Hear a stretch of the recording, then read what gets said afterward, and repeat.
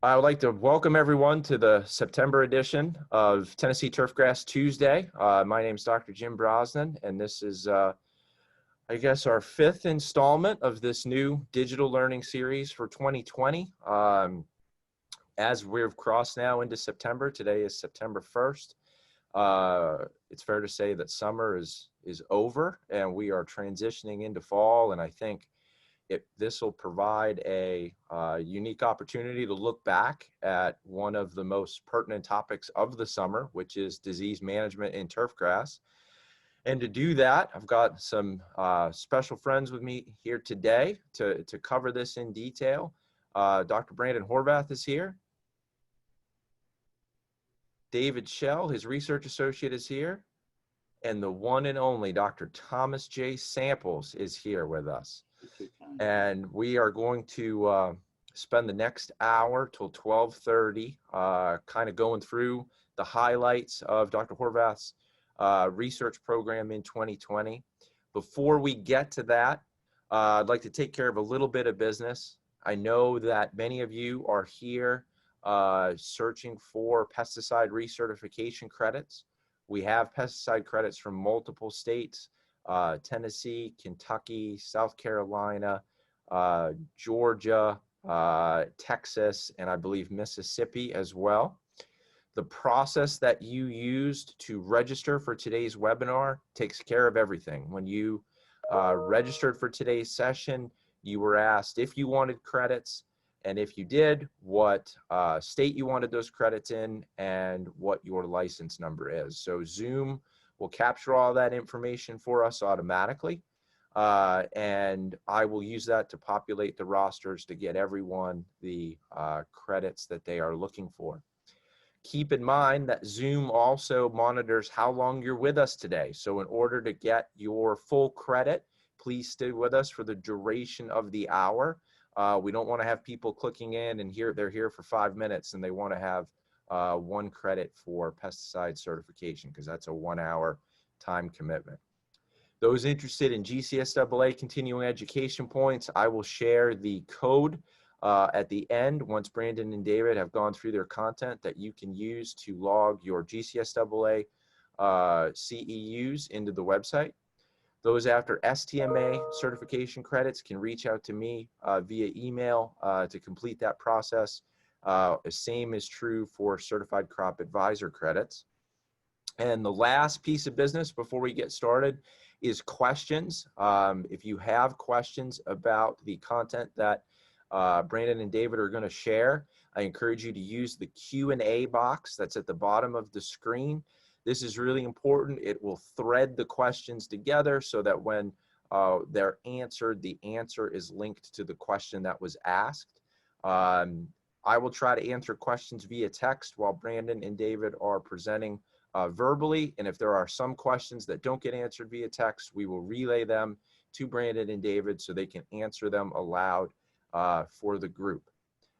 I think I'm going to stop there and hand this over to Brandon and David. Brandon, if you want to share your screen to get everything queued up, we'll get started. We're going to try to keep this a little bit informal and be almost podcasty, if you will. I know that, you know, diseases are or weeds are disease adjacent in a way. So I'm going to have a lot of questions and a lot of interest in what you guys share. So take it away. Thanks, Jim. Well, it's really excited to be spending some time with you today.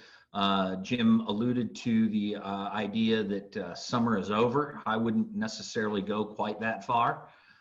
Certainly this next month or so, as we've seen in years past, can very quickly become August 60th rather than September 1st. So hopefully we're moving in the right direction, and certainly some signs look like we're going to have a more reasonable long-term outlook, but we still have some temperatures in store for us the next several days and into the next week or so.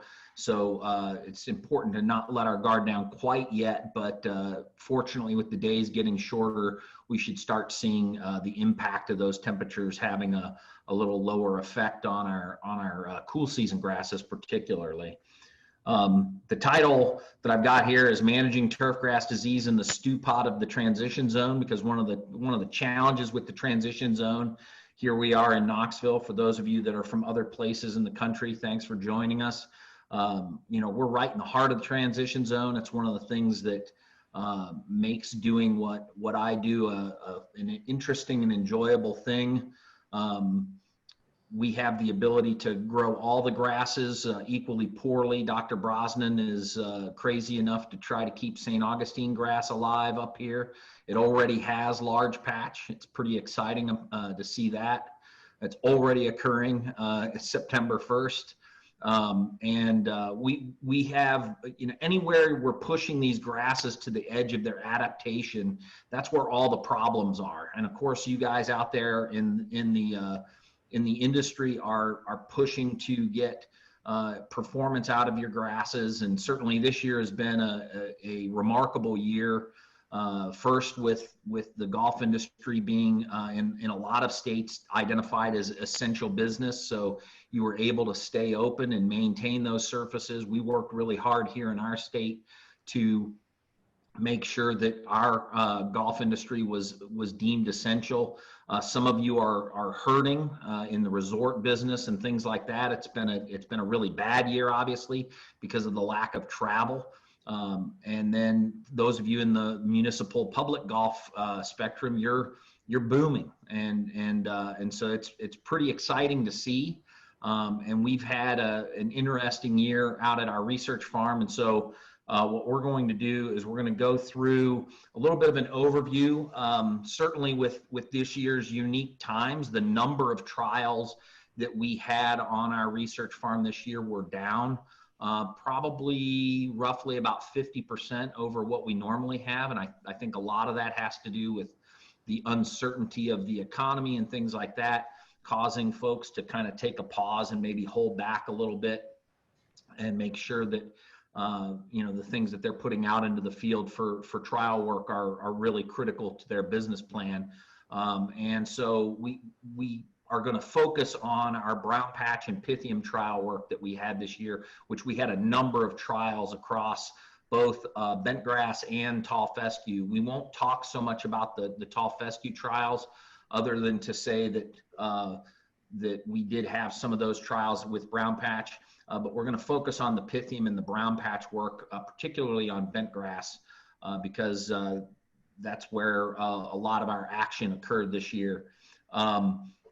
We're also going to talk about some new products that are on the market and have come out on the market over the last roughly year and a half. There's been a number of new introductions, and so it'll be a good opportunity to kind of talk about those and talk about where they fit, and some of the work that we've been doing with those products fits into that discussion. And then we're going to talk about how we use those new products and those options to make disease management choices, and then kind of wrap up with talking a little bit about fungicide resistance management. And that'll become clear when we go through these new products, how important that particular part of the discussion is. So Brandon, I got a question before you get started. Yeah. Would you say this was a high brown patch year and a high Pythium year, kind of average or below average based on how things transpired? It's been a little bit of an odd year.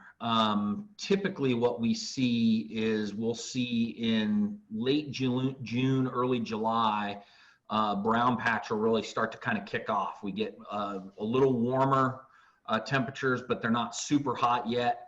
And we start to see brown patch kind of fire off. And we saw a little bit of that, but it was kind of more, it wasn't quite as robust as we normally see. I think a lot of that had to do with this year we had a lot of very timely rains. We were getting a lot of days where we were getting afternoon rain showers pretty consistently, and that's made a lot of times brown patch tends to not really get fired up by that. We need kind of hot, humid weather, but not so much rainy weather. And then with Pythium, it's been again a somewhat interesting year, and when I get into Pythium, we'll talk a little bit about the moisture, but it's been very wet for us. Jim, can, off the top of your head, you know how wet over average we are?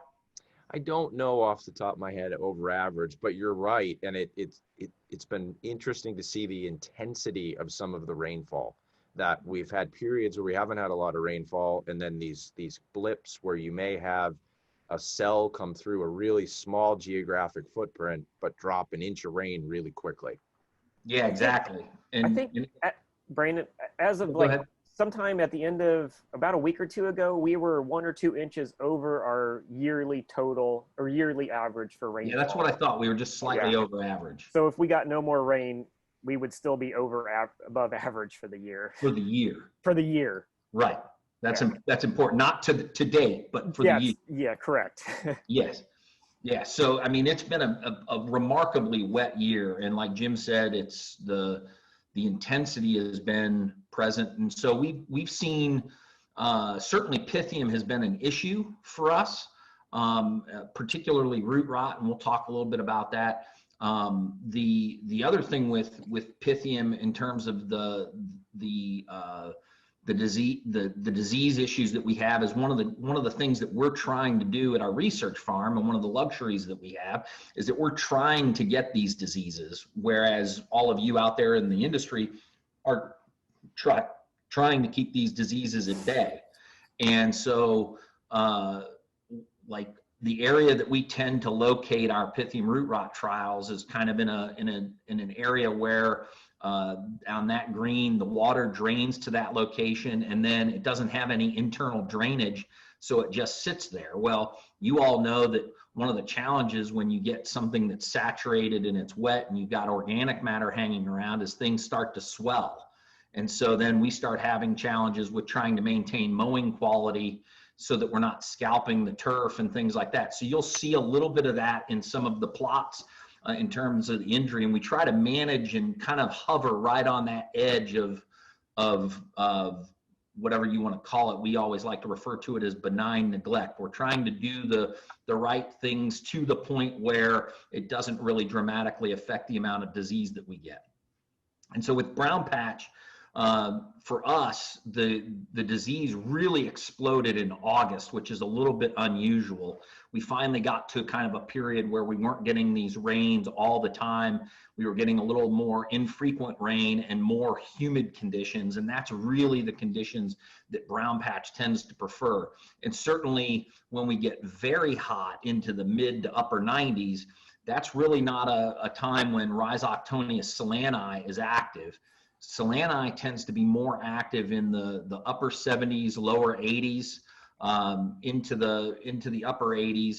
And then from there on up into the 90s, we tend to see Rhizoctonia zea, which is leaf and sheath blight. And that's a little bit of a different animal, and we tend to not see that as much at our research farm for whatever reason. We might see a patch here or there, but it tends not to be as widespread as we see solani. So as we started to have a little more moderate temperatures during the day up into the upper 90s, lower 90s, the upper 80s, lower 90s, that's when we started to see brown patch really take off. So what we're going to focus on is the work that we've done. We've got a number of products that are in pipelines for different companies, but we're going to focus on the commercially available products here for your information. But there are a number of products we're working with that are experimental, that are that we've been working with this summer. And so that's good to know that there's products that are still coming down the pipeline that have promise, and companies are making decisions whether to push forward with a product or not. The variety that we're going to be looking at is L93. Some of you might wonder why such an old variety. It's kind of an old, tried and true. At this point, we would consider it a standard creeping bentgrass, on par with something like Pencross, say, for example. And the reason why we use L93 is that if we go to a lot of the newer genetics, one of the challenges with the newer genetics is that we see some brown patch resistance, we see some dollar spot resistance and things like that. And that makes our job that much more difficult because we have genetic resistance built into some of the grasses, and it becomes more difficult for us to encourage these diseases to occur so that we can evaluate the fungicides. So that's the reason for choosing L93. And then on the brown patch and Pythium green, fertility wise, we apply a half a pound of nitrogen per 1,000 square feet per month.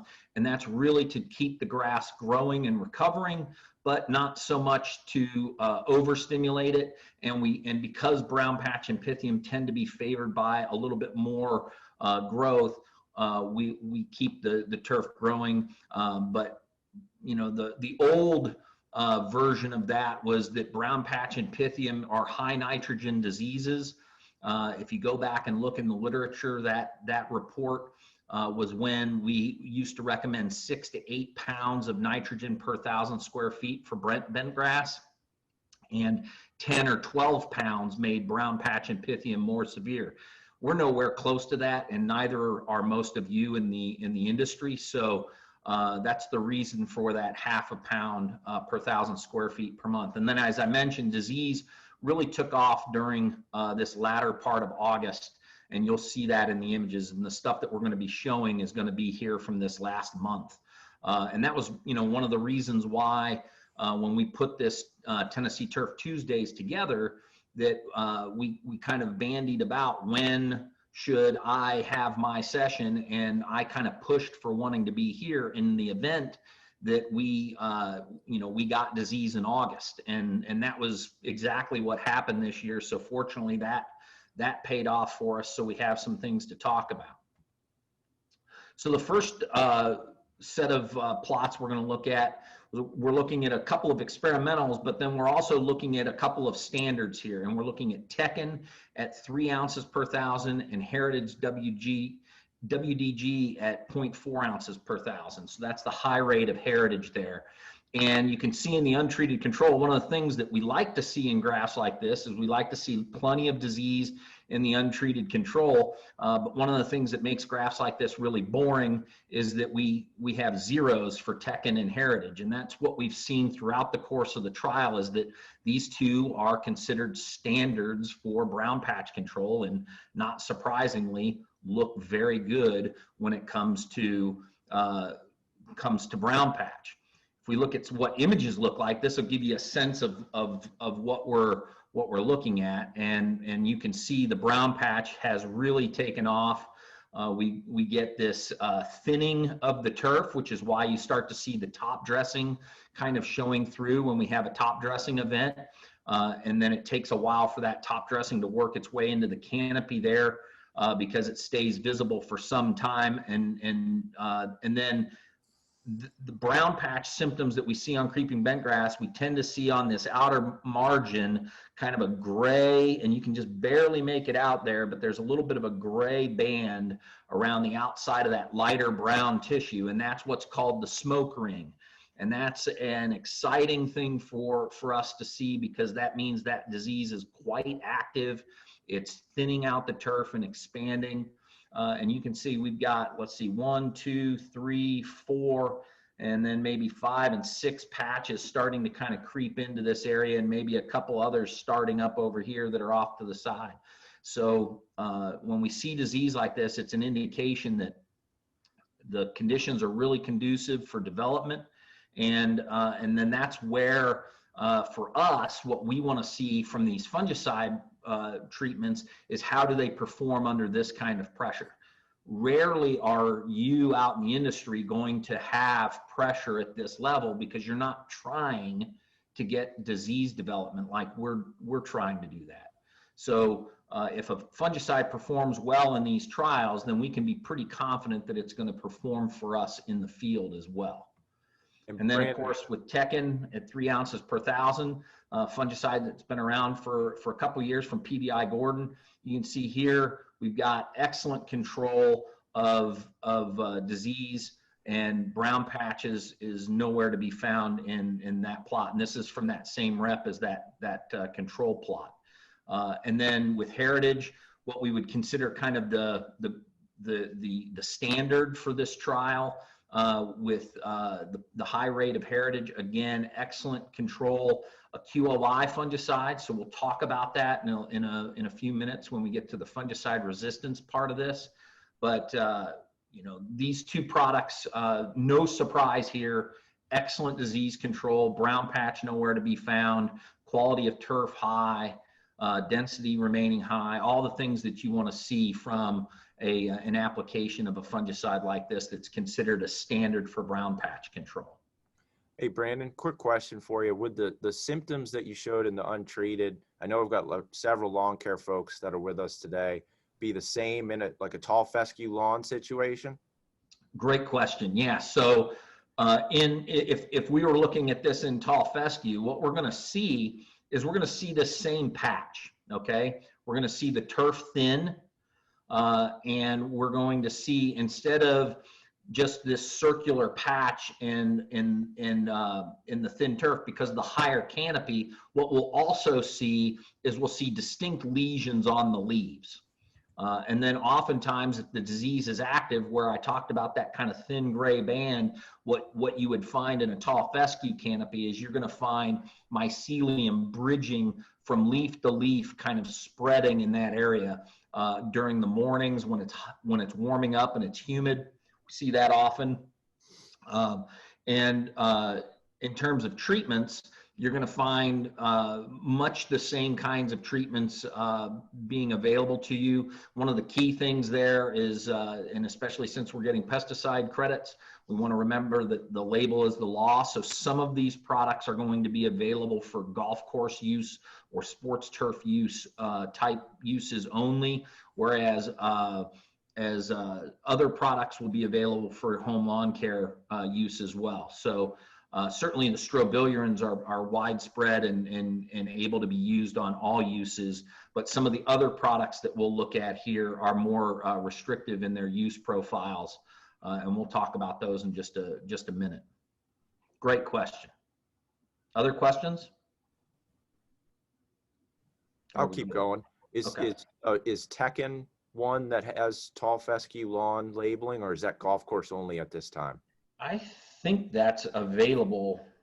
It's got tebuconazole in it, right? So I don't think it would. No, yeah, you're right. I think it does have Teb. So it's probably a golf course only. We'll double check. We can do that. Because I know Heritage is widely used in lawn care, and you know, it would be good for our tall fescue lawn professionals to know what their other options are if they have that ability. Yeah, Heritage is, the QOIs are going to be the best choices for lawn care. And the biggest reason for that is that you get the 28 days of control, which is really important for, it's going to be on golf course only. On Tekken. Okay. Yeah, because of the tebuconazole. Okay. It's golf course only, but the QOIs like Heritage, pyraclostrobe, and you're gonna have that those options for lawn care because the other key is that you get 28 days of control, so you get a 1 month return rather than some of the other products. There's been products that have some DMI fungicide in them, and there are some options there as well that are combos with DMI. So it's not to say that those are necessarily bad, but we have had in the past that aren't on the market anymore, where you might not get 28 days of control because you don't quite have enough QOI in the mix. And then that results in you having to come back a week earlier, things like that. Whereas now, if the product is available in the home lawn market, the goal for brown patch control particularly is going to be to give you something that'll give you 28 days of control. That's really critical. Brandon, one issue that I always seem to find about this time of year is, in many cases, in terms of the numbers of rounds, many of the lawn care professionals are offering disease control as an add-on. You know, the homeowner's expected to call, and it may be 2 to 3 days before the application actually occurs. So I think the treatments are still going out at curative rates, but then the client, the challenge is the client still sees the patch and very little recovery until the weather improves. Yeah, for sure. That's another thing that has been a hot topic of research over the last several years. I know Jim Kearns at NC State has done some work recently.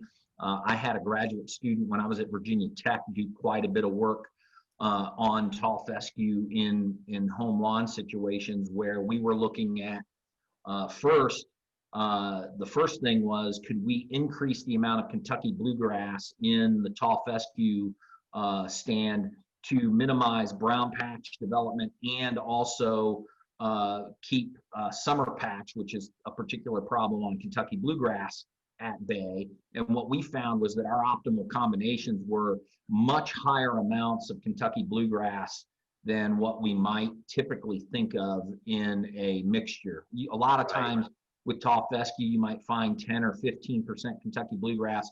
We were finding that you need to be up around 50% Kentucky bluegrass, 50% tall fescue to get this benefit of having a mixed poly stand. And then the other big question with that is then what do I do from a fertility perspective to manage tall fescue? And the traditional kind of conventional wisdom has been, well, don't fertilize in the summer because brown patch is a high nitrogen disease. And so if you fertilize in the summer, you're just encouraging disease. And what we found, and I know Dr. Kearns is finding over at NC State, similar stuff, and our work was published several years ago, and I'm sure his work will be published here in the next year or so when that wraps up, is that you absolutely need to have a growing canopy of turf to minimize brown patch in the summer. So if you're a lawn care operator and you're purposely holding your fertility back in the summer, thinking that that's a beneficial thing, I would encourage you to consider, you don't necessarily want to overdo it, but you definitely want to consider making timely applications of fertility throughout the summer, because what you're doing is you maintain the recuperative potential of the plant.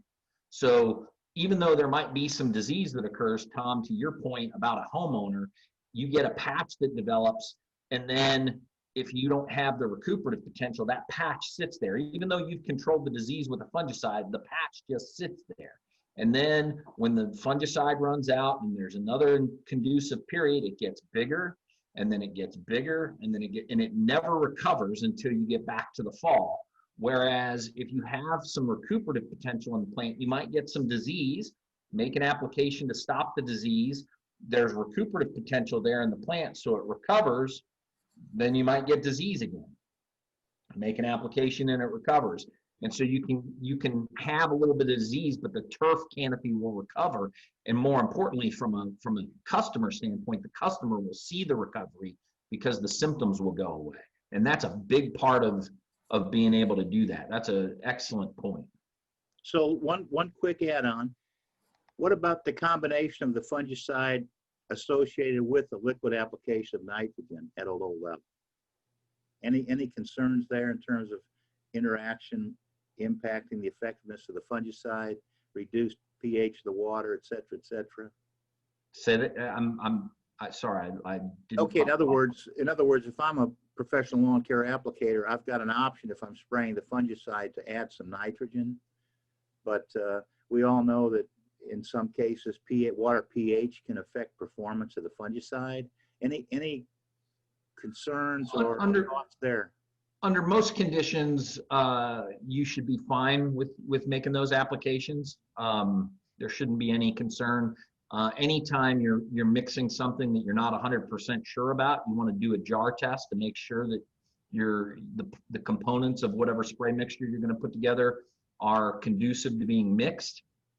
Because you don't necessarily want cottage cheese in your spray lines, but you for the most part, a fertility application goes very well with a fungicide app, and should be fine in those kinds of situations. Most of our fungicides are pretty active across a broad range of pHs, so buffering and things like that, while potentially important in particular locations that have issues with their water source, that's not necessarily a widespread type of recommendation necessarily. Thank you, Brandon. Yeah, absolutely. And I see a couple of questions in the Q&A. Mitchell Moat, how much fertility are we talking about on tall fescue during the summer? Generally speaking, with tall fescue, and a lot of it has to do with where you are in the country. Mitchell, I know you're here in Tennessee.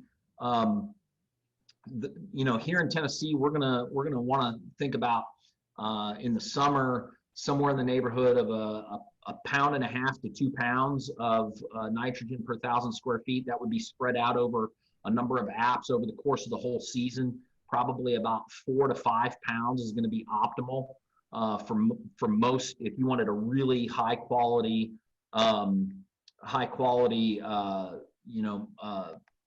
a lawn type of situation. So the real key is just having some amount of fertility going out in the summer to maintain that recuperative potential. More is better than zero. But that 1.5 to 2 pounds is, and that's been the recommendation for a very long time is, hey, don't fertilize at all in the summer. And so I would say a 1.5 to 2 pounds spaced out over a number of apps over the summer months from say May to August are going to be ideal for maintaining recuperative potential. David, you can talk a little bit about what we do on the tall fescue at our farm. And we make those apps throughout the summer. Yeah, in the past we've done monthly apps. The tall fescue on our farm this year, we had a company put down, Jim, help me out, 2 pounds of nitrogen. I believe it was 3 pounds slow release. 3 pounds slow release in April. So that was something we've done different this year.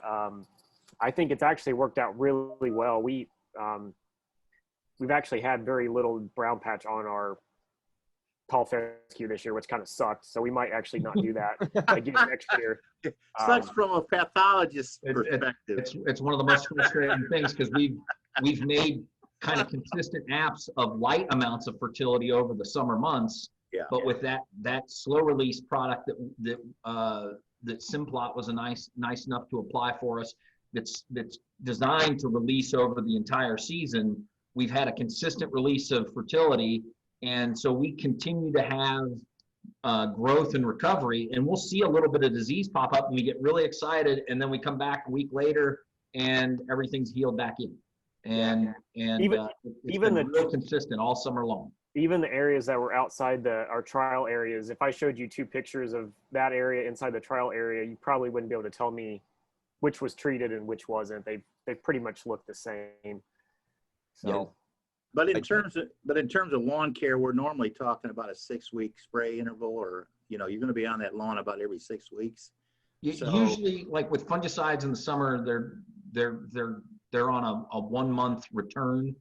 If they can squeeze 6 weeks out, they might, or with rains and things like that. But fertility-wise, certainly 6 weeks, 6-week intervals tend to be pretty normal. And I just shared in the chat for everyone the data, Brandon, that you referenced from NC State on this topic about summer nitrogen and brown patch severity. It's an open access publication in Crop Forage and Turfgrass Management. Yep. And I put the link in the chat, so everybody should have the ability to click on that, get the PDF, and you can learn more on that. Yeah, and my work is I'd have to go back and double check because it's been a while, but it's might be in JEQ. It's with Cutelli. So you might see if you can look that up while I'm talking about some other stuff and pop that in there too, because we did quite a bit of work that was very similar to the work that Jim did with fertility as well, and also looking at those mixtures of Kentucky bluegrass and tall fescue. But Brandon, this will definitely create some angst, I think, among our county extension professionals, because we've subscribed to this theory for many years about, okay, no nitrogen, no significant nitrogen beyond the middle of April. Yeah. So the nice thing is we've got the data to support this, and so we're kind of transitioning into, we just recommended, in other words, enough nitrogen such that there is recovery. Right, and I think a lot of that, a lot of times those recommendations come out of like a knee-jerk kind of response to, you know, in times past, we probably over fertilized a lot of our turf grasses, and now we're to the point where we've kind of gotten everybody off the nitrogen kick, and now we got to kind of maybe swing the pendulum back a little bit back towards making some timely applications. Just again, we're not trying to overstimulate grass. That's not where we want to be. We want to make applications that allow for the turf to remain growing and recovering, replenishing the leaf tissue that it's senescing off the bottom and pushing back out the top, because that's going to allow us, you know, if just think about it practically, if we have a bunch of leaves that have tons of lesions from the disease on it, if there's no recovery, if that turf is growing so slowly that those lesions hang around, then you're going to see it for a long time. And so what we're talking about is that we want to just boost that recovery a little bit to get to a point where we have some recuperative potential and the ability to maintain our turf quality. I think, don't you think part of it is also the sophistication of the product lines? You know, yes, absolutely. And then the other thing too is we've also seen an improvement in our tall fescue genetics, yes, to the point where we have our tall fescues now. I remember Carl Dannyberger many years ago talking about when I was an undergrad, you know, if you want tall fescue to look like Kentucky bluegrass, you have to treat it like Kentucky bluegrass. And now many of our tall fescues that are available on the market look like Kentucky bluegrass. And not surprisingly, they require a little bit more intensive management than, say, something like Kentucky 31 that has traditionally kind of been the standard fescue that we see across the board. We don't want to delay your presentation, Brandon, but these are really, really good questions, I believe. Yeah, no, that's great. And then here's another trial where we were looking at some products, and we'll introduce these products in a little more detail in just a minute. But we have Posterity XT at 1.5 ounces per thousand, Acernity at 1 ounce per thousand, Brisquet at 0.7 ounces per thousand, then Navicon at 0.7 ounces per thousand, and then again, non-treated control up around 35% disease. So that's always an exciting thing to see. And again, this graph kind of boring, 0 disease across the board. So it tells you that these products should be working very well, or that we've eliminated the host in the situation, and there's just so much disease that we have no turf left, and so there's 0 disease. But that's not the case here. All of these products performing extremely well. Again, in our non-treated, you can see brown patch down here in the bottom, and then up here in the upper surface, thinning the turf. Another patch kind of starting there. And then as we go through these products, Posterity XT, and we'll talk about these in more detail here in just a second. Extremely good job season long. We've seen excellent control from Posterity XT. Acernity at 1 ounce per thousand, same thing. Really high quality product for brown patch control. We'll talk about some of the implications of that. We've been working with this for a number of years and have been very excited about this product coming to the market. It gives us some really good brown patch control and also offers some other benefits as well. Brisquet, some new labeling for Brisquet that we'll talk about. This product's been on the market for some time, probably not as widely used as it could be in this part of the country. A lot of folks shy away from using a DMI fungicide. This is a DMI plus a QOI combination, and a lot of people shy away from using a DMI fungicide, especially on a putting surface, for fear in the summer of phytotoxicity. But one of the cool things about this DMI is it's very safe in hotter temperatures. So we can be confident that we're going to be okay using this in the middle of the summer, and we're not going to see any injury. And in fact, we saw excellent disease control throughout the season. And then Navicon, another excellent product for brown patch control, and again, combining QOI and DMI chemistry with very safe chemistry, and also has some interesting things with regards to fungicide resistance with the DMI that we've got there. So we'll talk about that in just a minute as well. Any questions about that? I see some Q&A coming up.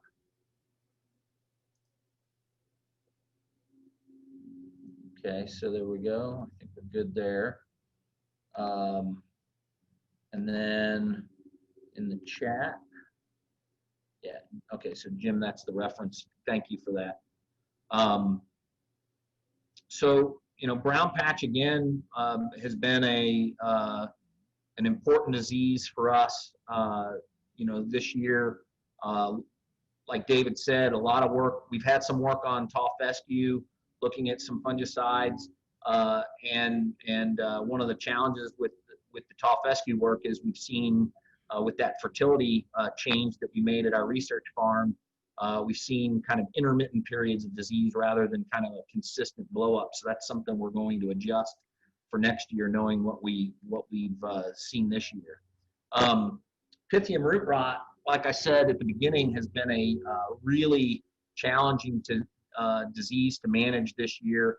We've seen plenty of it, but we've also seen with the rainfall and how wet this area on our research green gets, it's been challenging to kind of keep things in decent shape without sending them over the edge and scalping them up really bad. So fortunately, we've seen we've got some good data to show you here. We have several trials. Like I said before, we'll talk about the commercially available products. We got a number of experimentals we're working on as well. The first application went out May 6th. Usually, or in the past, we've gone out more towards the beginning of June, and one of our goals this year was to start putting these trials out a little earlier, because one of the questions that we've consistently got back from the industry is, well, you know, how important is making applications in the spring compared to making applications in the summer for root rot? Pythium root rot is caused by about 7 to 10 different species of Pythium. If we look at those species of Pythiums, what we find is that they have a number of different temperature optima. So it's quite possible that we could experience damage at different times of the year versus just the summer, when we kind of think of it being the primary issue. And one of the other questions that I've had is, how much does that damage that might occur earlier in the season then become reflected in the appearance of what we think of as symptoms in the summer, when the damage really took place back in the spring? We've seen that with other Pythiums, certainly Pythium root dysfunction, with Pythium velutum and a couple of other Pythium species. We see the damage occur in the spring and the fall, and that's when the fungicide applications need to be made. But the damage, the symptoms that we see occur in the summer, when that root system is dysfunctional and not able to take up water. So obviously, this idea of season-long control is an important kind of piece of the puzzle. So we wanted to start kind of going down this road. And this is kind of our first foray into this. So we had a trial where we kind of dreamt up a bunch of different season-long control options, because one of the other challenges with managing a disease like this is that we don't have enough applications out of one product because of label limits to get through the whole season.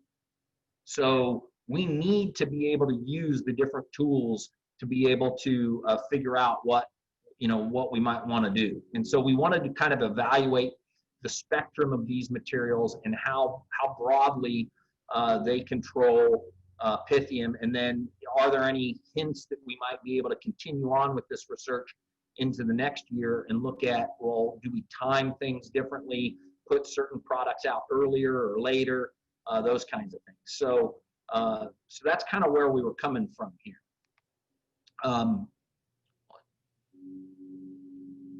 Yeah, so these were some of our questions. The first one was, when do these things best go out? Early season, mid-season, later season? What's the role of the phosphites? We've talked for a long time about how important it is to have phosphite products in our Pythium Control programs. And so what's their best role? What about other fungicides, and not relying on just one product? And then what are our best options kind of moving forward? And how do we best employ these? Because I think especially in the transition zone and in the Southeast, it's really important to think about a season-long disease control program. Those of you that are in the lawn care business, it's just as important to think about Pythium Control.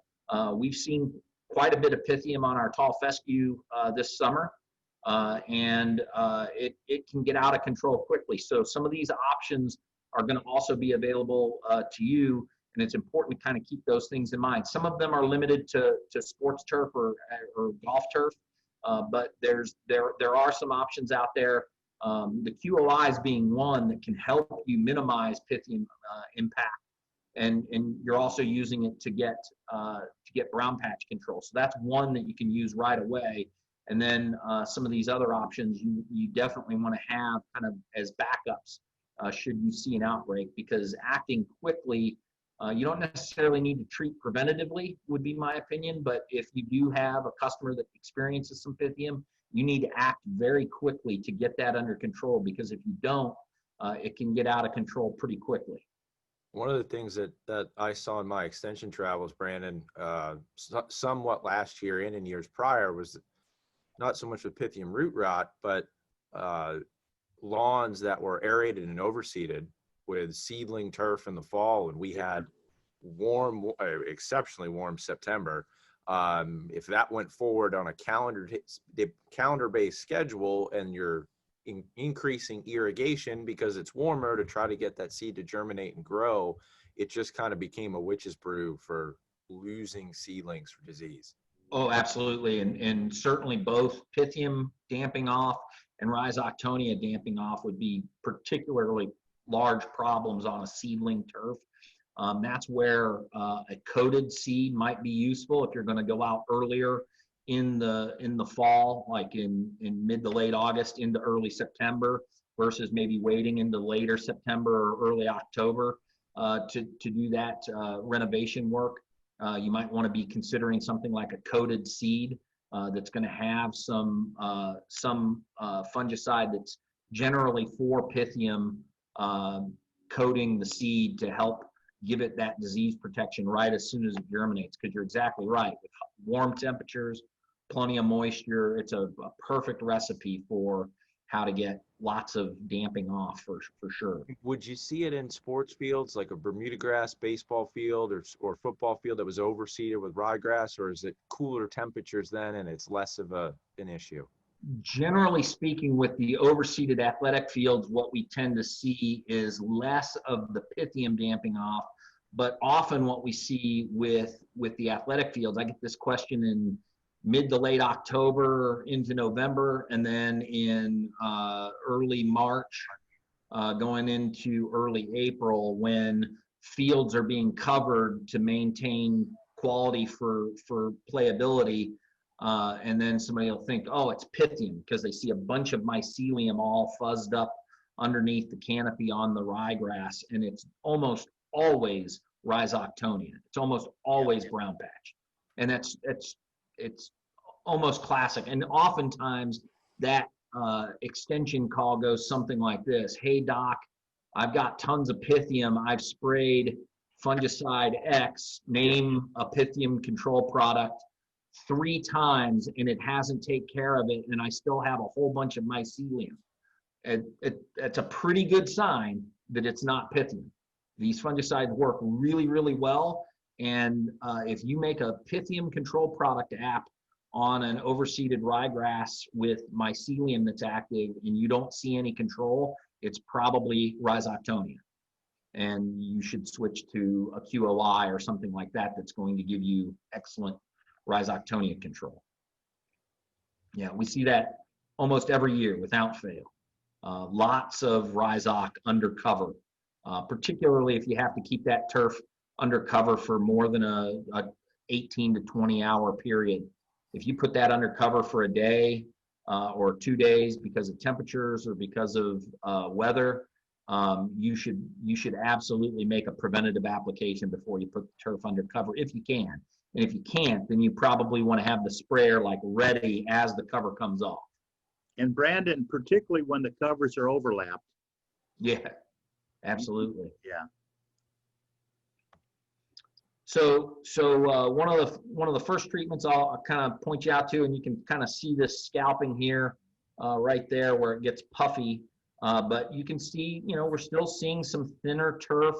And this is very typical of what we see with root rot. We don't necessarily see widespread, like obvious symptoms. What we tend to see is turf that looks like it's under stress. The root system has been rotted. When we get a drying period, which we have not had very much of this summer, then that turf starts to struggle to maintain water relations, wilts, and then dies, and then that turns brown. And I've shown pictures in years past, and I thought about putting it in this year, but of a segue plot that's perfectly green, surrounded by brown turf everywhere. And that's, typically what we see. But even in summers like this, where we have a lot of pressure, we have plants that are under attack, pretty much all summer long. Pressure is very high, and this is an application of the low rate of segue on a 14-day interval starting in mid-May.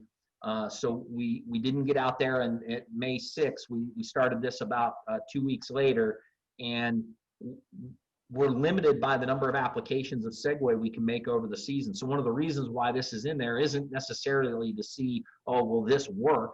It's kind of a positive control for us to see, okay, we've got 6 apps, and if we start in mid-May, then we can go through kind of mid-August, and that's about as far as we can go. What happens? And this is towards the latter part of August, and you can see we're starting to break down quality, and it's struggling. So it's a clear indication that, just relying on one product to carry the water for you all summer long is not going to get the job done. It's just not it's just not possible for you to get disease control all season long with some of these products. This is looking at the high rate of segue, which then we're limited to 3 applications on a 28-day interval starting in June. We do pretty well. This is a little bit of brown patch that occurred down in the plot. We made an application of flutolenil that won't control Pythium, but will control brown patch for us, and it's held up reasonably well throughout the summer. And again, this is not necessarily to think of this as the program, but this is kind of another kind of check for us to see, okay, if we have the high rate of segue for those 3 months, how does it do? And it holds up reasonably well. And then we start looking at some of these programs that we've tried, and this is still very early days in terms of what we're trying to do here. This is the first year we've done this trial, and what we're really trying to do is just kind of play around with the various tools that we have to see, well, what happens if we try this? And so one of the first ones we wanted to look at is, well, if we use Banol, which is a good Pythium fungicide, 2 ounces per 1,000, we make that app first, and then we come back on a 14-day interval with Signature Extra at 4 ounces per 1,000, which is kind of a standard. What kind of control do we get? And we get pretty reasonable disease control. You can see there's a little bit of thinning in here. It's kind of diffuse. Certainly not anything that would shock anybody, but over the course of the summer, it's done reasonably well. But that's making an early application of Banol in early May, and then progressing through the summer with a phosphite, and in this case, Signature Extra, that also gives you the stress guard formulation technology that helps mitigate some of the summer stress from high photosynthetic capacities and high light, as well as the Pythium control you're going to get out of the phosphites. And then this is what I like to refer to as our kitchen sink program. So we're making an application of Banol, coming back 14 days later with Subdue at 1 ounce per 1,000, followed by our 6 apps of Segue, and every 14 days adding in Signature Extra at 4 ounces per 1,000. So this is kind of the high budget, highfalutin kind of approach. but looking at what happens if we put all the tools in the toolbox out. And you can see we've got pretty high quality turf, not very much in the way of thinning, maybe just a little spot here in the middle part of the plot, but really pretty high quality all season long. And that kind of illustrates the challenge that you guys all face with this disease, is that when we have a summer like we've had and we're growing a cool season turf, having an approach in place that allows us to last the entire growing season or the entire period, and especially in my opinion, get something out early, and that's really the key piece. And we could also add in here the option of, and we didn't look at this, and one of the things we're going to be looking at is, well, what happens if we add maybe a different phosphite in the shorter parts of the season, earlier in the season, later in the season, where we can spend our money on Signature Extra into the summer, where it's going to really be beneficial. And then in the beginning part of the season, we can maybe get away with something that's a little, lower cost. That's important to keep in mind, because a lot of folks have restricted budgets. They don't necessarily have the ability to just go out and spray some of our top end products all the time. So we want to think about what are all the tools in the toolbox that we can use to kind of come at this problem. And so this treatment has performed pretty well. And then our untreated control, you can see we've got, some thinning up here. There's a little bit of thinning there, some in there. And this has kind of been what we've seen. And we've seen kind of differences in our untreated control. So this is from the same rep as those other treatments. We've got other untreateds that maybe look a little worse than this. And you'll see one in just a second from another trial that's in a slightly different part of the green. So the disease tends to also be pretty localized, especially where this water is really high. And then as we move farther up the gradient and things are a little drier, we tend to not see quite as much damage. And unfortunately for this particular rep, the non-treated is in that drier part of the plot area, and that's just kind of the way it goes. But I didn't want to be disingenuous and show a non-treated from a different rep than the reps that I was showing you the treatment effects. Hey, Some Pete, other treatment. we had a quick question on the plots you just showed. Are those treatments watered in, or are they let to dry on the surface? They were all watered in. And we're talking how thorough, David? It depends. Sometimes I put these applications out, there was water standing on the green, so not very thorough. But in general, we just kind of get it off the leaf surface, at least initially after the application. And then if you irrigate later that night or next day, kind of help push it down a little further. But really, I think it was Dr. Kearns, again, Brady can correct me, was found you can't really water it too much. Right. Or it can't go through the soil. Was that am I referencing that right, Brandon? Yeah, that's correct. Wendell Hutchins, one of his grad students, did some work looking at watering fungicides. And generally speaking, we want to see at least a 1/10 of an inch, an 1/8 of an inch is better of irrigation. You start getting up much beyond that. One of the challenges on most places is that the irrigation run time just gets to be kind of silly. You get into situations where, in years past, we might have seen like recommendations of water in with a 1/4 inch of irrigation. And if you do that math on a golf course irrigation head on a green, a lot of times it ends up being like 22 or 23 minutes. Nobody's going to put that amount of water down. And not only that, but you also run the risk of getting runoff because you've put so much water down at one time. So you have to be mindful of that. Generally, the recommendation from most of us now is at least 1/10, an 1/8 of an inch is better. And you also can't really irrigate it enough to move it past the root zone. And that's largely because most of our materials that are on the market now have a pretty high affinity to sorb to organic matter, and they have a relatively low solubility in water. So if you take those two factors and think about the environment in which we're growing turf, we have a layer of mat and roots and thatch that is very high in organic matter. So that material wants to stick to it and has a very high affinity to do that. And then the material doesn't really particularly care to be in water. It would rather not be soluble in water.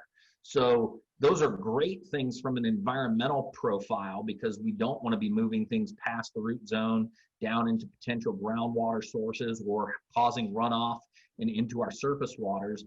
But at the same time, it also makes it challenging when we're dealing with a root infecting pathogen like root rot to get that material down into the root zone. Generally speaking, we don't need to move it all that deep to get to those adventitious roots that are right at the upper surface of the thatch mat interface. And that's where we want to be having the impact on these turfs. So if we can get that 1/8 of an inch of irrigation to get the material off the leaf surface and down into the roots, then it can be taken up there and moved throughout the plant. And that's going to be, pretty optimal. Depending on products, this is where I would rely on your manufacturer reps and your technical reps in those companies. There can be some subtle differences as to how quickly, because that's another question we get a lot is, well, how fast do I need to water these things in? Do I need to water it in immediately right after application, or can I wait till that night? There are some subtle differences from product to product to product, and that's where I would engage your technical reps as to what their data shows. A lot of times that's data that's done internally in terms of rain fastness and things like that, that will be able to get you dialed in on how fast you need to be out. Generally speaking, if you can irrigate it immediately after spraying, that's going to be good regardless of whether you could do it later. But in some cases, depending on the situation, you may not be able to water it in right away, and you want to be able to move it a little bit afterwards. That's the kind of question that you want to engage your technical rep from the company of the product that you're using to find out what their data on rain fastness suggests.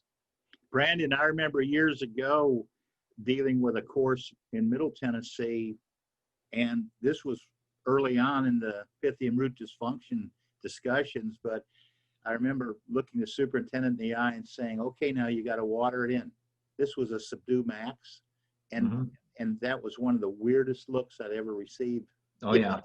Wait. Well, and one of the questions that comes up very often now, and this is a great year for it. I've had it probably half a dozen times so far, is, you're asking me to put more water down. Yeah, to deal when with it's already wet. like, what are you doing? Yeah. And what I would say in these situations, one of the things that if you can do it, is you might want to time some of these applications for a time where you've got a light drizzle occurring. Exactly. So it's already getting irrigated from Mother Nature up above. So take advantage of that light drizzle. You don't want to put it down in a downpour where you're going to get surface movement, because then it's not going to where it needs to go. But if you're getting a very light rain shower and you can make an application during that rain shower, that's a great time to let this material get watered in. So have you gotten that look yourself? Yes. Oh, yeah, absolutely. Well, that's great news. Kind of like you want me to do what? Yeah. Yeah. And then the other thing, again, this is one of these things that we always lose sight of, is that it's kind of one of the things that I think is interesting about like rain barrels, for example. You get a 55-gallon drum on your downspout.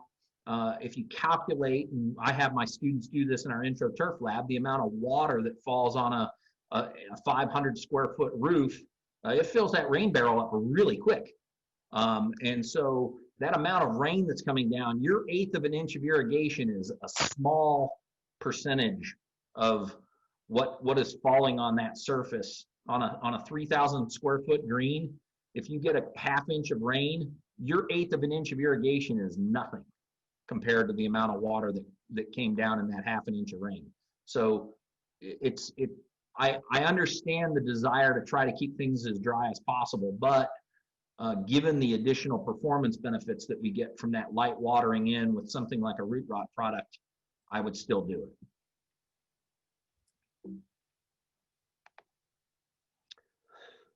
Looking at some other treatments and some other trials that we've had on Pythium Root Rot, again, commercially available materials.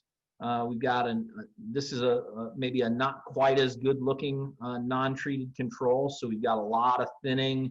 You can start to see the top dressing showing through. This is more typical of some of the things that we've seen over the summer. Union, an excellent product with cyazofamid and azoxystrobin at 2.9 ounces per thousand, performing very well over the course of the summer. These are always things we like to see is things stopping kind of at the edge of plots and starting to see good quality turf in the middle of the plot. Segue at the low rate. Again, maybe a little bit of injury here and there over the course of the summer, but again, we only get 6 apps at that lower rate. So it's really a challenging thing to expect these materials to perform all summer long when we're limited in the number of apps. And I think this was an area that might have been a little bit of brown patch, like I showed in some of the earlier slides where we had some brown patch kind of pop up. And then had to make an app of flutolenol to take care of it. So a couple of other products there that have performed well for us in trials this summer. Certainly Segway remains kind of the gold standard in terms of the various materials, but we got lots of tools in the toolbox. The things that I'd say from our trial work this summer that we've seen pretty clearly is that starting early and getting some applications down during the wet spring is really important to having summer quality. If you wait until summer, then that's where something like, if you remember back to the pictures we showed, the high rate of Segway performed well. The low rate that started a little bit later didn't necessarily, perform all summer long. That's a really important distinction. So if you're going to wait, then you might need to use a higher rate and use a tighter interval. And so that's going to lead to more product use, a higher cost, things like that. So definitely don't wait, especially if we have a wet spring. You want to be making applications during those wet periods because there are Pythiums, and that's some of the work that needs to be done, is that there's a number of different Pythiums that infect at different times. And so we need to have a little better handle on when are those optimal times so that we can better time some of these applications. And then one of the other big questions that's prevalent right now is how do Pythiums interact with nematode counts? Nematodes are microscopic worms that, especially in root zones like putting greens, previously we might have taken them for granted a little bit. We knew that there are problems down in Florida and down farther south, but as you move farther north, it tends not to be as big an issue. And I think what we're finding is that there are more subtle problems with nematode feeding that can lead to situations like Pythium root rot, where a nematode might damage a root, cause the root to leak, and then the Pythium uses that as a signal to kind of infect that root and then cause damage. And so if we keep nematodes under control, then maybe the Pythium damage isn't as severe. It's not to say that it's a chicken or the egg, and if you don't have the nematode, you don't have the Pythium. But it might reduce the severity, and that's another kind of open question that deserves some further work and some further investigation. I think we've seen examples of that. I certainly have seen that in some of the extension calls that I've taken and work that I've done, and it's something that deserves further study for sure. And then a couple other kind of key take-home points. Using the phosphite materials that we have are critical. Signature Extra is probably the gold standard in terms of the phosphite products, but there are a number of other products that you can use, or depending on budgets, you can alternate with other phosphites. So certainly taking advantage of things like the stress guard formulation technology that Signature Extra offers can be beneficial, especially during the periods of high light in the middle of the summer, and maintaining that photosynthetic capability. There are other products that you can use over the summer, Appear and other materials that you can use to take advantage of some of those screening capabilities of some of the pigments, and other companies have products like that. So keep that in mind, that you can use those value-added kinds of things to help minimize some of the photosynthetic damage that can occur. But the phosphite material is there to help provide the, the strong Pythium control and really give you kind of a backbone throughout the season to maintain high quality turf. And if you're budget conscious, this is a question I get a lot, is like, well, that's great. You've got this kitchen sink fungicide treatment that works great. I don't have the budget to do that. What do I do? What I would encourage you to do, and we'll talk about this in just a minute on a broader scale, but I would encourage you to think about, well, where can I use these things that, I've talked about as being gold standards? Where can I use them and fit those into my budget? And then around the edges, try to make substitutions with lower cost products when maybe the pressure isn't quite as high, or we're getting ready for fall, so we're moving into a period of more conducive growth, things like that.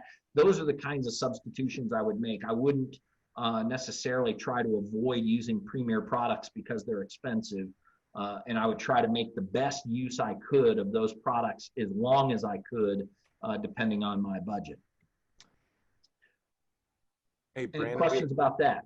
we had one question come in while you're talking, and I know we're a little long on time, but the questions are here, so we should take them. Question is about wetting agent use and wetting agent use as it relates to Pythium control. And can you use a wetting agent to move water in the product into the root zone?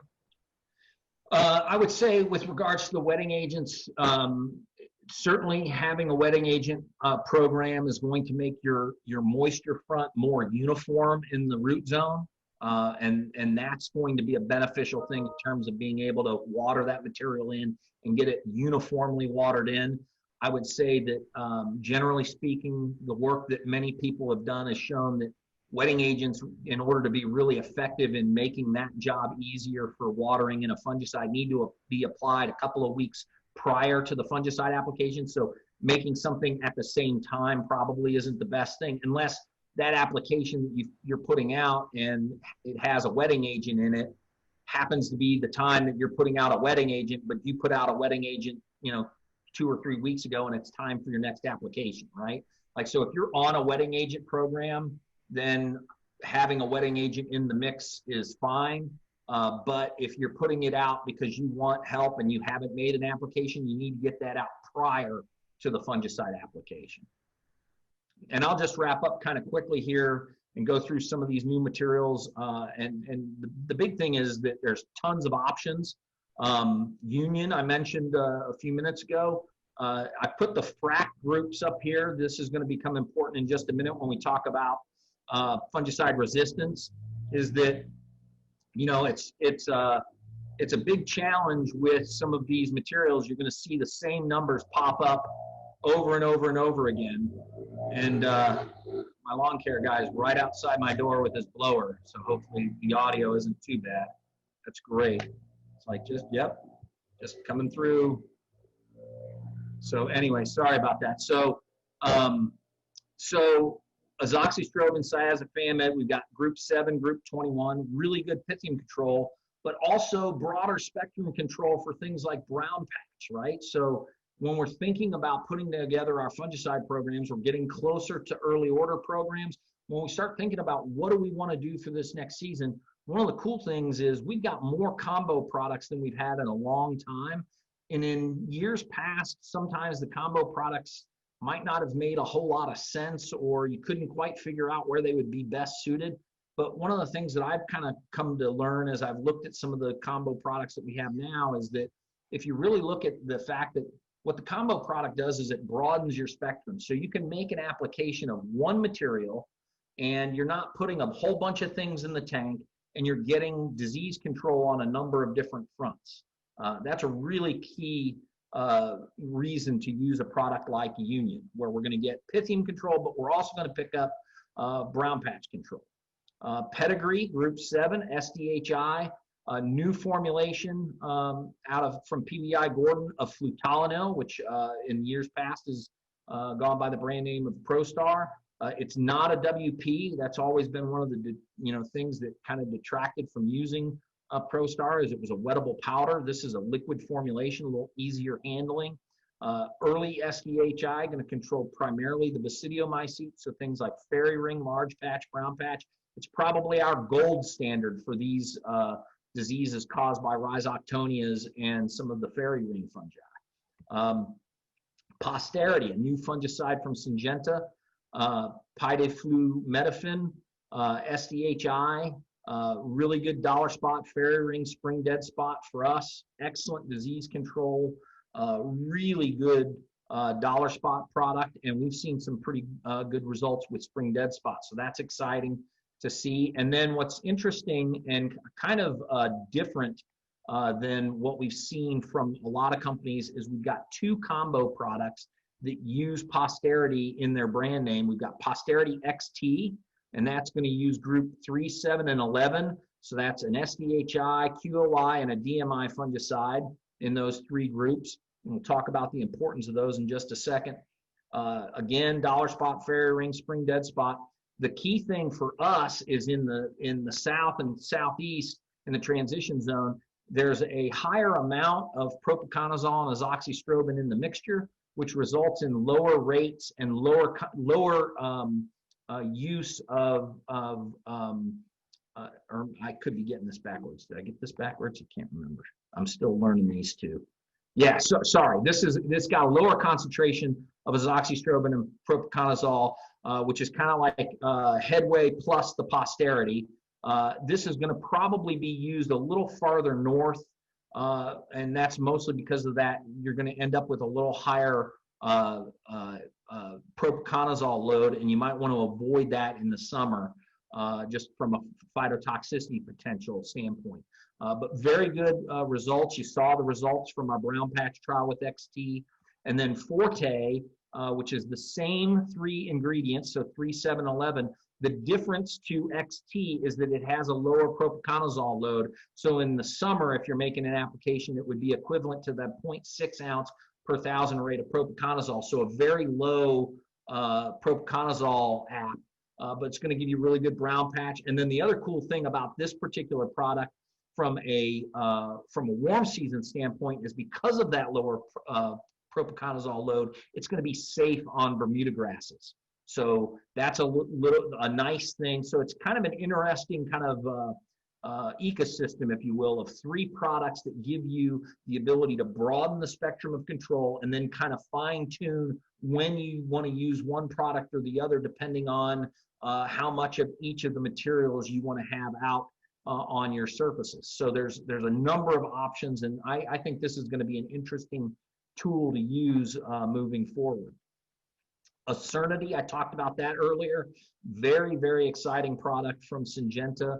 Solatinol is the SDHI, and then difenconazole, the DMI, the DMI that we find in Briskway. So that's the DMI that tends to be safer in the middle of the summer. So this is going to be a great brown patch fungicide for us on cool season grasses. And then we've worked with this product for a number of years on large patch and zoysia grass and have seen excellent disease control of large patch. So that's a really exciting thing to see over the course of the next couple of years, because we're going to have some large patch work again this fall that we're going to be hopefully looking at Acernity. We've had it before and it looks really, really good. Maxtima and Navicon I mentioned, group 3 and 11, DMI, QOI, very similar. One of the things that's interesting is the methyltrifluconazole, the DMI here. It has a flexible kind of backbone, and there's some indications that that might help with DMI resistance and lower the risk of fungicide resistance here. So a broad spectrum of control in terms of the different diseases that you're going to go after, but also this benefit of maybe a little reduced risk of fungicide resistance. Rayora, a group 3, it's a kind of in a different group of the DMI chemistry as some of the other DMIs that we've had on the marketplace. It's, you know, and this is an important thing. It's not just another DMI. There's tons of DMI fungicides because it's in this different group. One of the things that we're seeing is that there are dollar spot resistant populations that are sensitive to this particular DMI. So again, another fungicide resistance management option that we have with application rates of 0.7 to 1.4 ounces on 14 to 21 day intervals. And then the other nice thing is good safety and safe to use with some of our PGRs. So that's exciting because a lot of times we've tended to recommend you avoid doing that. And then some new labeling for Brisquay. So we've mentioned that a couple of times, difenoconazole and azoxystrobin, group 3 and 11. The updated label now has the max rate at 1.2 ounces per 1,000. The annual max is 3.6 ounces per 1,000.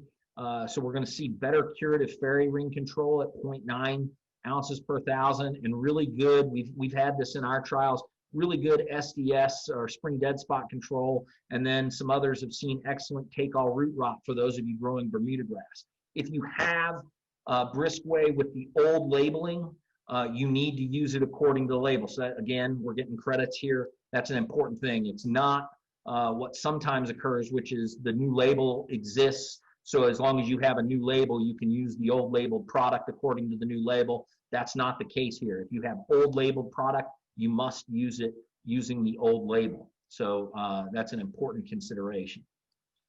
So again, we talked about this. Phosphites are really critical to the backbone of those programs. Pythium Control season long, really important in the Southeast. Our contact materials are still very important to employ to help extend windows of control and things like that. We've seen it consistently in our fungicide programs that spending on key products early is key.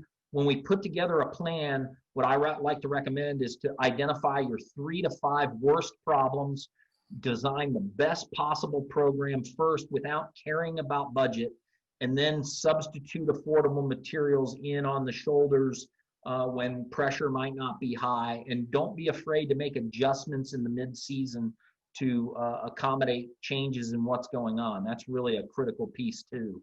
And then finally, from a fungicide resistance standpoint, just give you an easy mnemonic to remember. I learned about this back in February, just before the lockdown, from my good friend Kyle Miller at BASF, so I got to give him full props for this, but I'm going to be using it moving forward, especially here in Tennessee and farther south.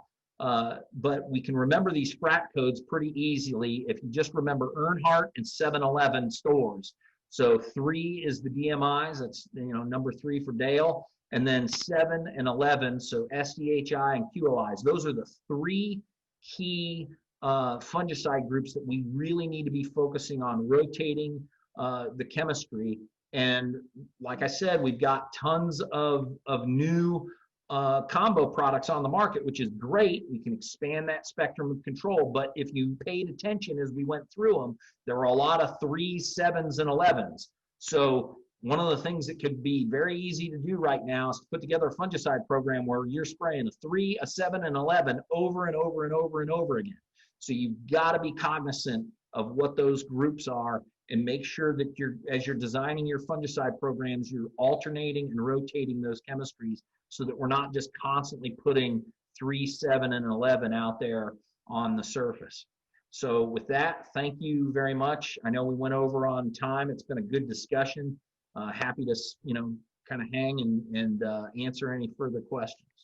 Yeah, I mean, I thank you, Brandon, and you, David, for putting this together. If I took nothing away from today, it's that I think we need to have more Tennessee Turf Tuesdays focused on disease control, because we covered a lot of ground and there was a lot of questions. And I think there's a lot more that we could talk about on this topic. So as this series kind of evolves and matures, I think more disease work will probably be a big part of that. To wrap this up really quick, I'm going to share right now our GCSAA certification information, which is right here. So this session is recorded. We post the recorded videos to YouTube.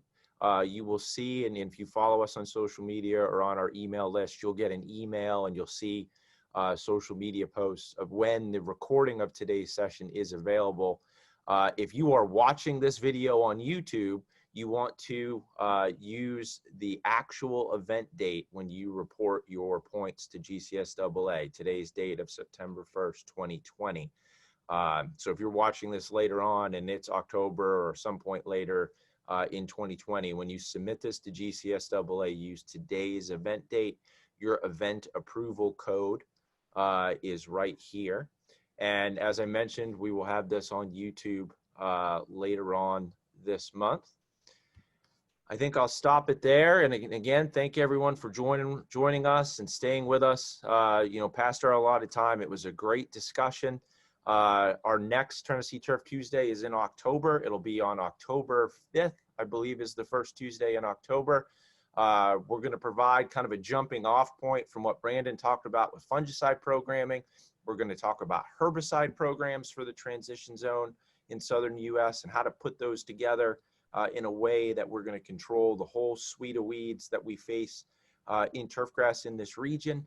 In doing so in a way where we're trying to mitigate herbicide resistance. And then we'll spend the latter half of that session kind of talking about POA control and kind of the road ahead for weed management here in Tennessee and in the Southeast, because some will say maybe we're at the end of our weed management year because we're past crabgrass and goosegrass. I tend to think that we're at the beginning of our weed management year with annual bluegrass heading our way. So with that, enjoy the rest of your afternoon, and we will talk to everyone in October.